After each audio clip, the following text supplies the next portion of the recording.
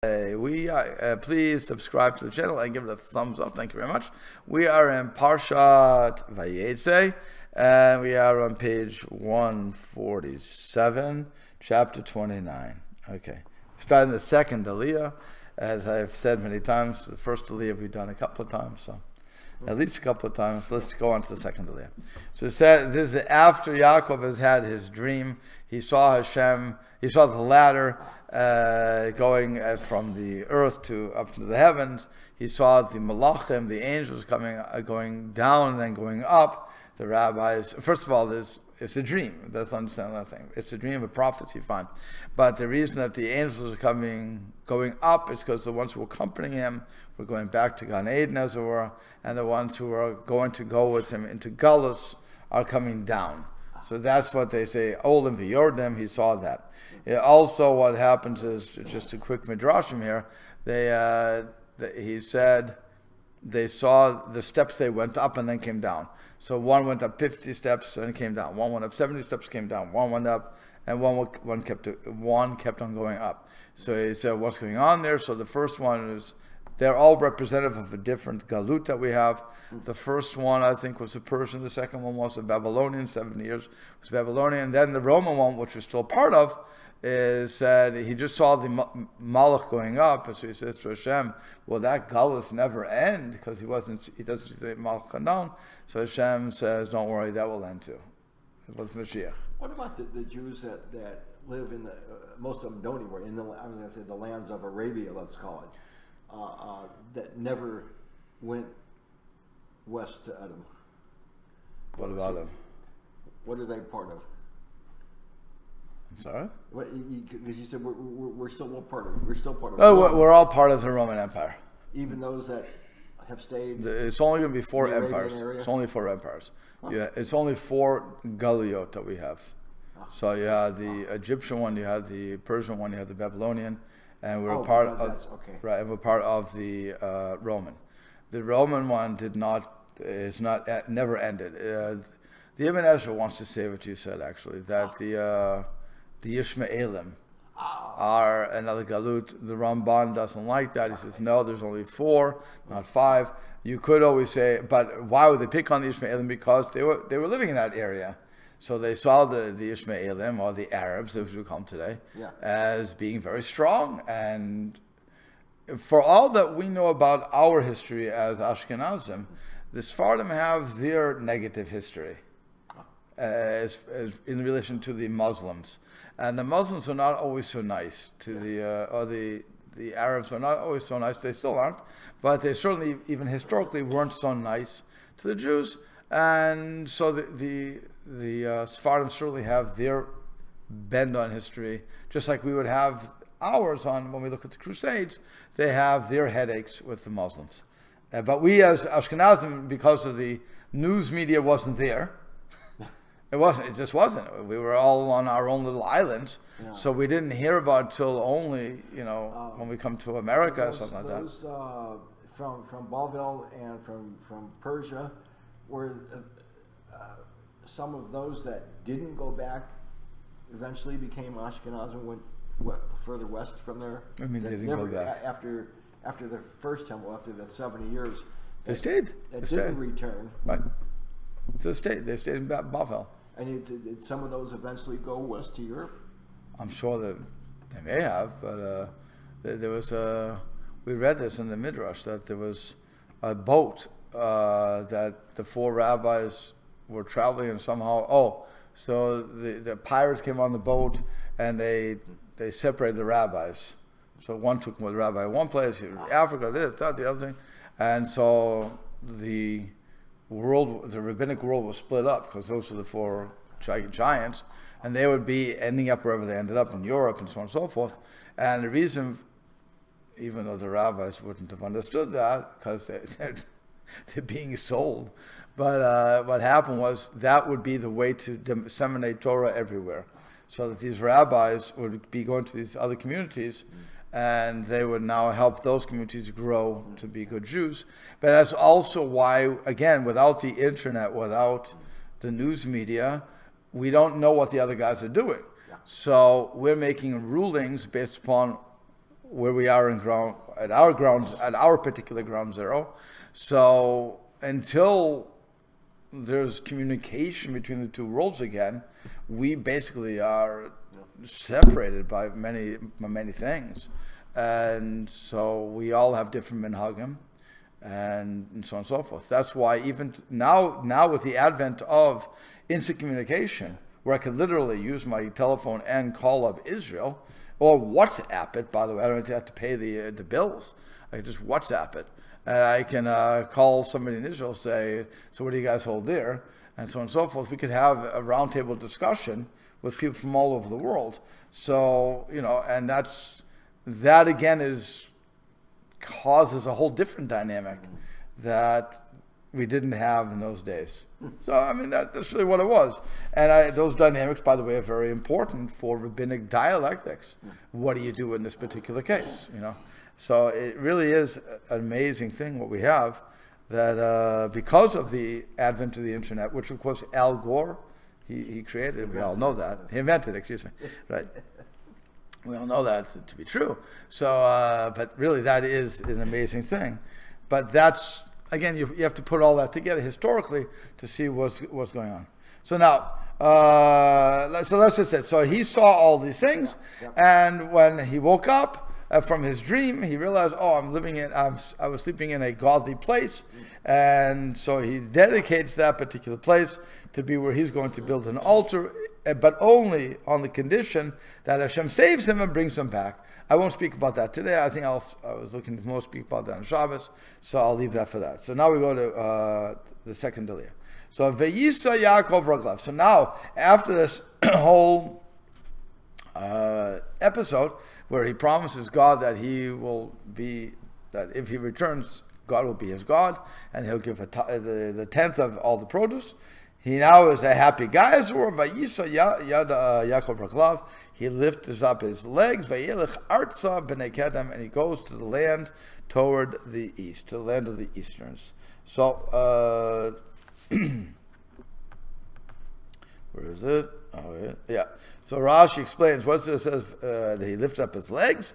It says, Min shenit basir besura tova, when he was told these good tidings, shehuftach b'shmir, that he was guaranteed, certain, that Hashem was going to guard him, nasa libo ad raglav, his heart, as it were, lifted up his feet, v'nase kalalach, and he became much easier to travel.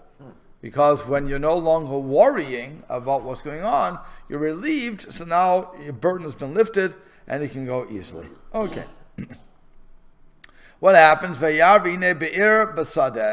saw that, and behold, there was a well in the field. And there were 3 flocks that were standing, being next to it. Okay, lay next to it. Why were they lying next to it? Because from that very well, Yashku ha'adarim, they would water the flocks, gedola al pi habir, and there was a big stone on top of the well. And why they do that? Because they didn't want anybody to steal the water, right? And so they put a big rock there, so big, as a matter of fact, then when all the flocks would be gathered there, then the shepherds would roll the rock from on the face of the mouth of the well, and they would cause they would water their flocks, and then they would return on the rock, to the mouth of the well. Okay, so that it was just an interesting episode in its own right, that they didn't want to leave the well open.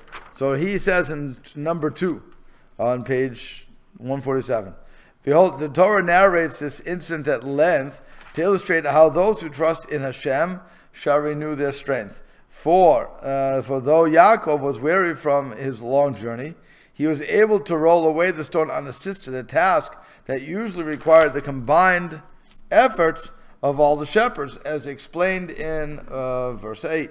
Okay, so in the plain meaning, their reason for putting such a heavy boulder over the well was to protect the scarce water or to prevent children or objects from falling into the well. Okay, Rev Hirsch comments, however, that it gives us an insight into the base character of the Arameans. No one trusted another or allowed another a possible advantage. There was a selfish fear that someone might get a bit more than his share of water, so they made it impossible for anyone to get water unless others were present to monitor his use of the well. So in other words, it was so needed, they arranged what time they would meet there apparently. Right, It took right. several Right, hours. so that's what they would do. They would get together, say, "Okay, we're gonna have a cup of coffee." Then we're they check each other out. right. So that's okay. So that, like I said, that would have been for them. It could have also been, like I said originally, they wanted to prevent others from using their well. They are in the desert after and wilderness. After all, it's not so easy to get a well. What's interesting also is when we say there's a big rock on top of it, and we think of a well, we think of the little red thing that you have a pail going up and down. Okay, so that it's interesting was not. They have found archaeologically they have found wells, and what happens is they have steps that go down. It's like this. Okay, they have steps. So they would go down one side and they would come up on the other side with the well being at the bottom. So I'm not sure how they would block all that off, but it wasn't what we think of when we think of well. Yeah, we see with the little stone. Right. And the little roof over it. Right.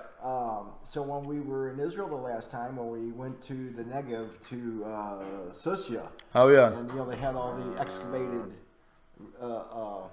ruins from early in the Common Era, and so this wasn't a well, but it was a mikveh that they had uncovered, and it was exactly like this well.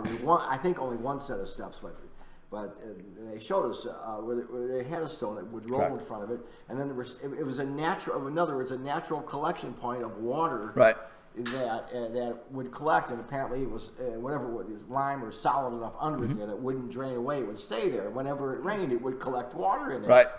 And so this must be something very. So it could have been right that they were blocking the doorway or whatever. A little opening on the ground. Could have been right. It was something like that. Out around it to make it like I said, the main thing I want to bring out is it's not what we're thinking of. The little red thing where you pick up what do you call it? The pails. Okay, so that's important to note. Those wells, those are common like dug. 148. Okay. In modern time, they dig a big hole and they build a stone thing around it, and they build a little thing over it so they could have the crank down with the bucket. But this was a natural hole in the ground. Right. So that's So that's what we have to understand. That's what it was. Okay. So we're on page 148, and we're on verse 4. So what happens? Vayomer lehem Yaakov. Yaakov said to them, "Achai, my brothers, me'ayin atem, from where are you?" Why does he call them my brothers? It was just a nice way to talk to people, like, "Hey, brother, what's going on?" Okay, that was a way of talking to people. Vayomru, and they said, "Mecharan anachnu, we are from Haran." Okay, let's go through the whole dialogue, and then we'll look at it again. So then Vayomer lehem, he said to them, "Hayedatem et Lavan ben Nachor." Do you know Lavan, the son of Nahor, and who was Lavan's real father, by the way? Well, that must be something else. Okay. Who was Lavan's father? Betuel. It's Betuel. So why are you picking on Nahor? That's his grandfather. So it says that Rashi explained. I think it's Rashi. Wait, is it Rashi or not? No, it's not Rashi. It's must be. It's interesting. Okay. The reason I say is because it's more honorable to go after the grandfather. That's number one. Or Betuel didn't have a great reputation. Either way. So he wants to know. Do you know Lavan, the son of Nahor? In other words, Betuel was secondary. Also, no, he wasn't dead yet. Yeah, he was dead. Betuel was both of them are dead, but Betuel also died. A long time ago anyway. So, okay, over 37 years ago. More, what was I saying? He was, when he died when Rivka was coming. So he's over 60 years. Yeah, so it's interesting. They would still go by the grandfather's name. So Vayomru, and they said, Yadanu, we know him. Very nice. Vayomru lehem shalom lo. So he continues the conversation. He says, so does he have peace? Is there peace amongst him? Or, do you like him? Basically, a nice guy. Vayomru shalom. They said to him, yeah, peace. He has peace. Behold, look, his Rachel, his daughter, Ba'a Ematzon, will come with the sheep. She's going to come to water the sheep. Why Rachel? Why not the sons of Lavan? Why not Leah? Why are you sending the little kid? Okay, she's the youngest kid. According to the Ramban, she must have been under bat mitzvah. Okay, not a looker yet, as it were. But so, first of all, we learn from this that Lavan had no sons. Because really, he could have sent Zilpah or Bilhah, right? The servants. Why are you sending your daughter? It's not smart to do that. And if you have sons, again, why are you sending your daughter? Why not send the sons? So it says from here we learn that there were no sons at that point. He will have sons later on, but right now he doesn't have sons, which is why he's sending his daughter, because the daughters are going to be the one to inherit everything. There's no sons, the daughters inherit. So why wouldn't you want to send, even still, why wouldn't you want to send the handmaidens? Because they're not going to take care of it as much as the person who owns it. Just think about a shul. Okay? You walk into a shul, you see the lights on. What do? You leave the lights on. You don't turn them off. Right? You see the water running. You don't care. It's not your place. If it's your place, if you think it's your place, then you turn off the water, you turn off the lights, you make sure the door's locked, right? That's what we do. When we consider it ours, we treat it differently than if it's not. If you really want to see that, look at a rent-a-car. A rent-a-car, the only thing you have to do with a rent-a-car is return it with however much gas you took it with. Okay? But you don't care if the engine burns out. It's none of your business. You didn't put enough oil in. I don't have to put any oil in. I'm not going to even check the oil. You left the mud inside. You left the mud, the snow. You had something to eat. You threw the stuff on the floor. Unless it's a real mess that you left, or they're going to charge you $25. Yeah. Otherwise, it's nothing. So you used it. I never saw anybody vacuum out the car after the trip. I've never seen that. Okay, but when it's their car, you better believe they're going to vacuum it out. They're going to clean everything up. So here's the same thing. Okay, so you're saying, this is the rabbis explained that's why Rachel had to go and not the handmaidens, because the handmaidens, Zilpah and Bilhah, would not have taken as much care of the sheep as the one who owns the sheep, namely the girls. Does anybody ever talk, what about it? If she's approaching 12 years old, maybe he's thinking about marrying her off already and wants her to meet somebody. Well, why didn't he send out Leah then? Leah was older. The oldest one. Unless you want to say that Leah and Rachel were identical twins, which I heard actually somebody said. It goes against Pshat, but okay, fine. You can do what you want. It goes against, I shouldn't say Pshat.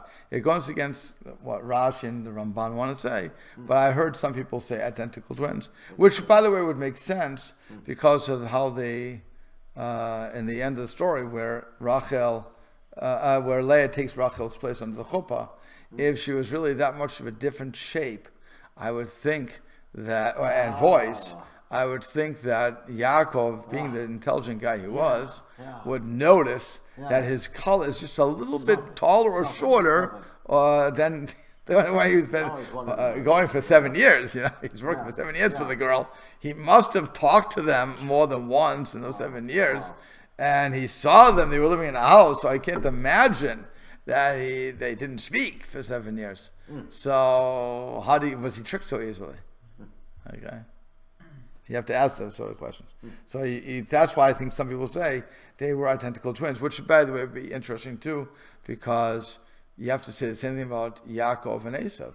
Not only were they twins, but probably they were identical, which would explain why Yitzchak could be deceived. Again, think about it. I don't want to get stuck on this, but think about. Hey, but think about this. If I am different than my brother, Okay, I have a different build than my brother. Okay, Yaakov is supposed to be the guy who's sitting in the tents. Yeah. He's a weakling.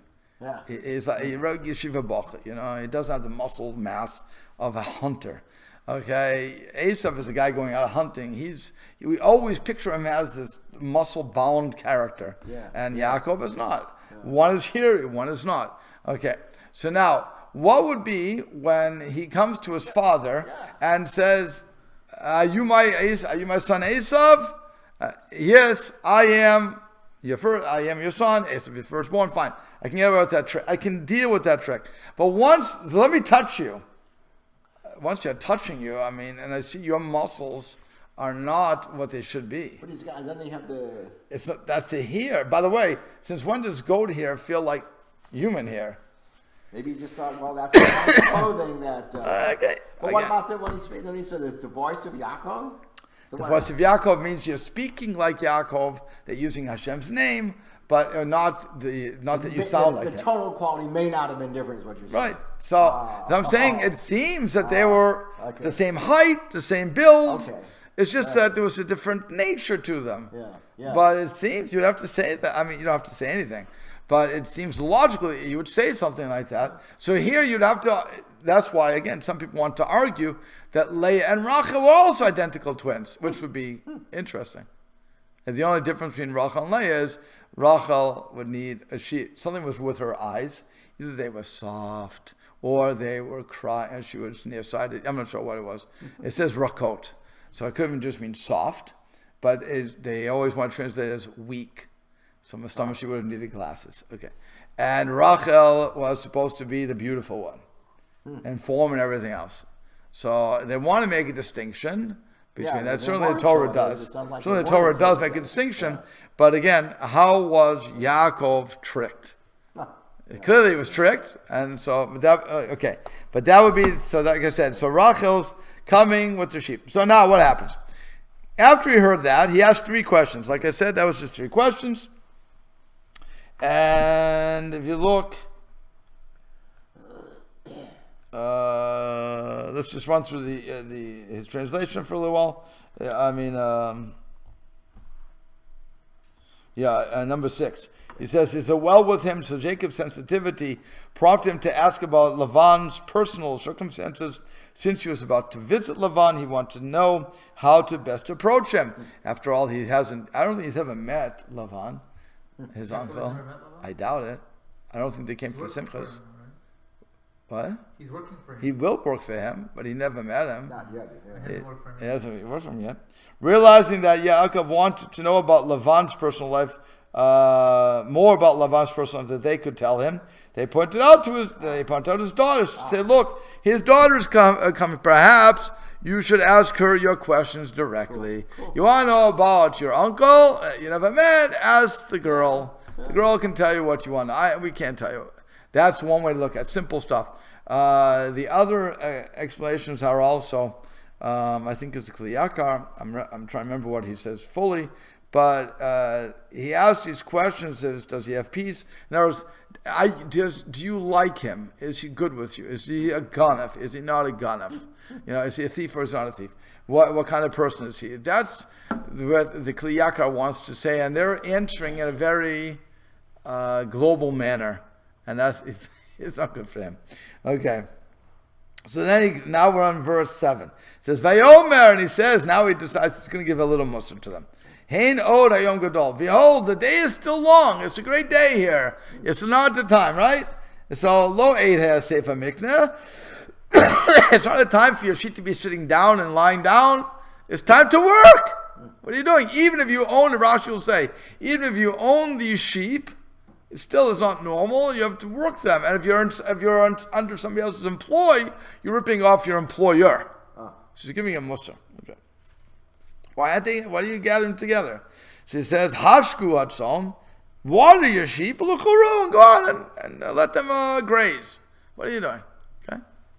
So vayomru, and they say, "Lo nuchal, we cannot do what you're telling us. Ad easfu kol adrim. We have to wait for all of the flocks to gather. V'galu and Evan will roll off the stone. Me'al pia be'ir We already said the stone is too big, so they're going to roll off the stone from on top of the well, Vishkinu its own, and then the sheep will be watered. Fine. So then we'll water the sheep. Good. So that's what their explanation is. And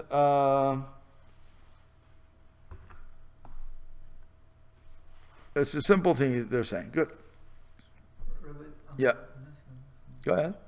So when Yaakov leaves, this is kind of jumping ahead, but when Yaakov leaves Lavan's service, he leaves with people, right? Everybody.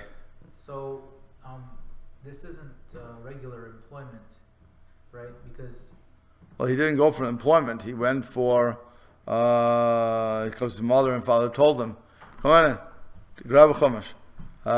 He told him, "Oh, is that late? Is it so later?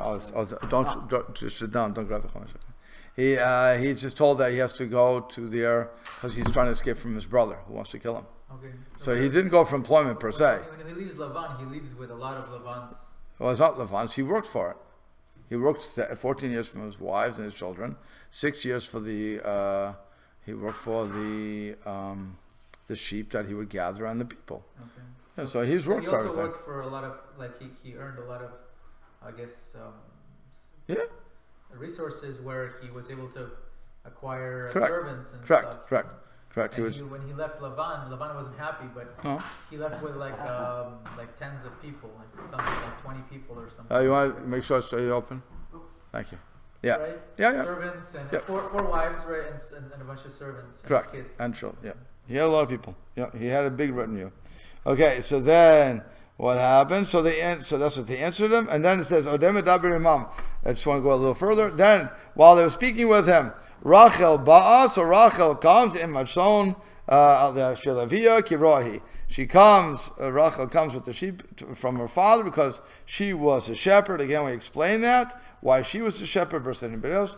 Yaakov and Rachel. So it was when Yaakov saw Rachel, the daughter of Lavan, the brother of his mother, and the sheep of Lavan, the brother of his mother. Yaakov approached and he rolled off the stone from the mouth of the well, and he watered. He gave water to the sheep of Lavan, the brother of his mother. Vayishak Yaakov Rachel, and Yaakov kissed Rachel, and he lifted up his voice to cry. Why did he kiss her? How did he kiss her? After all, she's a girl. You're not supposed to kiss. You're not supposed to kiss. It's not nice. So it says that he kissed her either on the head or on the hand. And why? Because Sahara. Okay, fine. But that was how you can get away with it. He did not kiss her on the face or on the lips. It's not a romantic novel like that. And he lifts up his voice and he cries. Why did he do that? Because he knew he wasn't going to be buried with her. That's what Rashi says. But you can't tell her when she asks, "Why are you crying?" And you can't say, "Because you're not going to be buried with me." That's not a good first shidduch. Okay, so he says, when my grandfather's servant Eliezer came to your grandfather's house, he came laden with all this gold and everything else, and Nebuch, I have nothing. So I'm crying over that, because otherwise, why would Tzaddik cry over not having money? We don't cry for that. So that's what he told her, but really he was upset that he wouldn't be buried with her. We'll stop there.